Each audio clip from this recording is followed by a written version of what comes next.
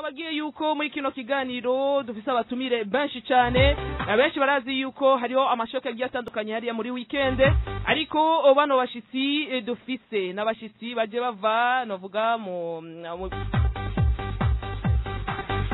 bijanye n'amagara y'abantu. Bisanzwe mu ntumbero twabiteguye mu guhimbaza uwo munsi mukuru mpuzamakungu wahariwe kinesiotherapy. Tatwiyumvira yuko twoshigikira iciyumviro c'abantu bose bakora sport kugira ngo bagira amagara meza.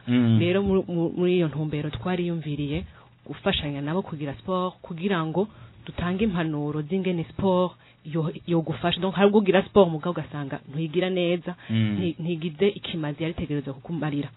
Rero tuzokorana sport n'abantu bose bazoba bashoboye gushika kuri jardin public, hanyuma dutange message, dutange impanuro. Ni sport ikorwa ryari, isanzwe itegerezwa gukorwa gute, yo mara umwanya ungana gute, ibintu nk'ivyo. Mu nyuma twashaka kuzobandanya tubonye bishoboka, dushoboye gufashanya n'abandi bandi, kuko nibaza ko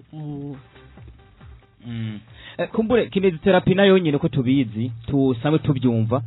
Kinesiotherapy ntabwo ikora ku magufa gusa, ntikora ku mubiri, ikora no mu bijanye no mu nda, mu mahaha, hose irakora. Niko dusanzwe tubizi levise cyangwa se au niveau cervical, niko tubizi. Mu bisanzwe nico gituma abaganga n'abakinesiotherapeuts bategereza gukorana, kuko mu gukorana nkuko bivuze yavuga ngo kuraba umuntu afasha yamaze kugira ikibazo. Mugabo gikomeye cyane no kugira ngo ahubwo bafashe gutegura no gukinga ibyo shobora gutuma bagira izo mpanuka. Rero nukuvuga iyo abakinesiotherapeuts bari hafi canke umuntu aziti ntagize ikibazo, byiza no kwivura canke kurindira ngo bizohera, mbanze negera abashoboye kubimfashamwo. Byo tuma bifasha abantu ahubwo gusumba, kuko bashobora gurecupera neza bakabandanya bashobora gukora umwuga wabo gukina canke ibyo bategeza gukora. Sino abamaze kumara igihe kinini no kubanza kuja kwa muganga bakaraba aho bimeze n'ibyo iwacu n'ahandi ashobora bakora ibintu nk'ibyo. Hamikiri n'imyiteguro cyane, ico twita échauffement. Ni ryari eske uyu mukinyi yaje gukompeta no munsi bamuteguye, yararose umwanya uko agira ico twita échauffement. Hariho umwanya wa mbere, hariho umwanya wa kabiri wo gukina nkuko vyategerezwa, hakaho n'ingene umuntu aheza mu guhagarika gukina, kuko benshi hariho n'abapfira mu matere bariko bariruka ugasanga umutima urahagaze n'ibindi nk'ivyo. Ikibazo gihagaze kuri ico muganga Arlene avuze ati mbega imbere yo kuyumvira kuvura ingaruka zabaye z'ivyo byose nta mwaye yari hari uko twobokinga. Gukinga rero nuko umuntu avugirishe sport ayiyumvira umwanya wa mbere.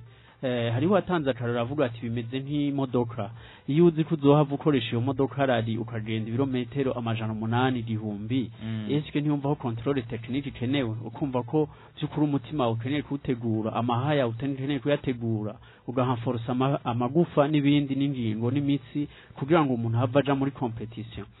Kora udakora neza kubera amabudomina dakomeye, ugasanga guma ukoresha bakavuga ntavyo ushoboye kandi bari kubishobora.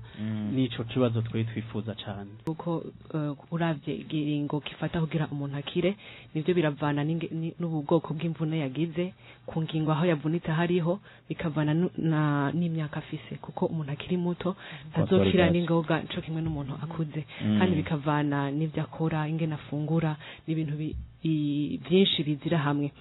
Hanyuma kugira ngo umuntu ashobore kurecupera cyane n'ingoga, nuko yitura uwo mushobora kumutunganiriza muri ico gisata hakiri kare. Benshi urumva baja mu byo by'ikirundi, akagaruka ko vyanse, akagaruka kwa muganga hamaze kurenga, byamaze kuyangara. Rero nibaza yuko abantu kenshi bagira ibibazo nk'ivyo by'imvune byo gukashuka. Donc ho kwivura hari abagira ngo gera baje kwikanda ugasanga na geste ni ibintu bitafasha. Rero yiza boca kwa muganga bakamenya uko biri imbere yuko badesida ikindi kintu bari bufate. Iki kigo cyanyu turavye turabona ko byukuri ni kinesiotherapy idasanzwe imenyerewe ngaha mu Burundi. Biboneka ko sinkekiranya ko hari abantu benshi bashobora kuba bakenera cyane, bokenera kino kwitura kino kigo cyanyu. Muri kino gihe turavye ngaha mu Burundi inkino zigiye kuba zitangura, ariko hari abantu benshi bafise imvune zitandukanye. Mbega nkamwebwe musanzwe mukorera muri ico gisata, kandi mukamuvuga ko intumbero namwe aruko abakora sport boyikora bikwiye, abantu bafise ingorane z'ubumuga ni zihe sport mushobora kubaha barashobora kubitura mukagira i domaine mu bashizemwe ya sport cyangwa se mukabereka ati mukwiye gukora ibi nibi muri sport. Ku bagendana ubumuga hari icyo twita komite paralympique irimwo irongowe n'abagendana ubumuga nyene. Muri uyu munsi w'ejo tuzokora twarabatumiye kandi nico twise inclusive, novuga ko abagendana ubumuga n'abitabugendana n'abatemera ko babufise twese tuzoja hamwe kuri uwo munsi. Novuga ko turakorana ku buryo bonyene baraba umuntu competence ubushobozi bw'uwo mukinyi uko buri kugira ngo byose duheze turonke ico dushobora gukina kibereye kuri bose. Muganga reka nimba atakandika jambo nivyo mutubwira adresse ababakeneye bo basanga hehe? Ego nashaka kubatumirira mwese ushoboye kuzoshika ejo kuri jardin public, hazoba hari iyo sport neza na neza ni he hari abatahaje jardin public ni mwirohero naza ko bahazi kuva 2:00 gushika amasaha 7 tuzokora sport. Hanyuma gikomeye cyane nuko dushaka gushigikira abana bagenda n'ubumuga bo mwitenga. None uzo afite ikintu aba amafaranga aba impuzu canke ico gufungura boza bakizanye. Ama adresse nk'ababakeneye kubitura bo mukorera hehe?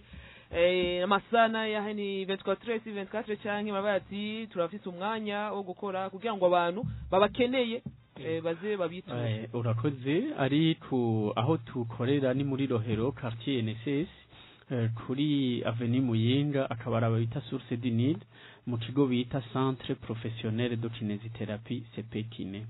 Hama kubashaka kurondera ku hayo telefone dukoresha ya WhatsApp ya 79 331 229 79 amajana 331 amajana 229.